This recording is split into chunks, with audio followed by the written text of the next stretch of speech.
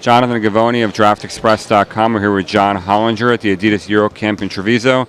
John, first time in Treviso? Yeah, first time. Usually I've been covering the NBA Finals, for the last 8 years this time of year, so it's pretty fun to be out here for this instead. What's the experience been like for you? What are your first impressions of the camp? A lot of pizza, a lot of cappuccino, so that's been really good. The camp's been great, though. There's a lot of talent here. Some really good coaches from the NBA. Watch them do their thing up close. So it's been great. What have you been able to accomplish? What does this camp let you guys do as an NBA executive? Well, any type of event like this where it's one-stop shopping is so efficient for us because we get to see a bunch of players and we get to see them all through the day as opposed to coming in for a single game to see one or two guys. So this is way more efficient that way. So it's really helpful for us and not just necessarily for this year either. Obviously a lot of these guys will either pull out or some of these guys aren't even draft eligible yet. So for future drafts as well, this is important. What's your impression of the European prospect? How are they different from our guys back in the States?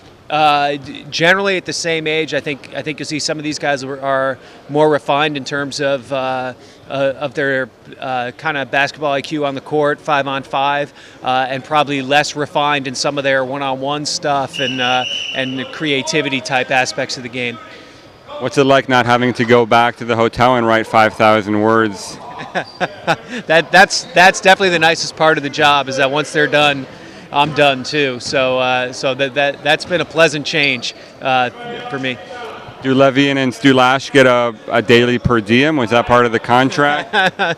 They tried to negotiate for that. Yeah, we've maybe have I'll send them things, but I think the 1,000-word columns are probably a bit much. What is your approach in terms of evaluating these guys statistically? How much can what they do in their local leagues translate to the NBA? Some of it definitely does translate because I've done research on this. The hardest part is with some of these guys who don't even necessarily play that much for their European teams, who are on a youth team or just kind of stashed away on the bench. Those are probably the most difficult ones. You still have data points you can use. There's a lot of under 20, under 19 type tournaments and stuff, but it definitely makes the job harder. Thanks so much, John. Best of luck. All right, thanks for having me, John.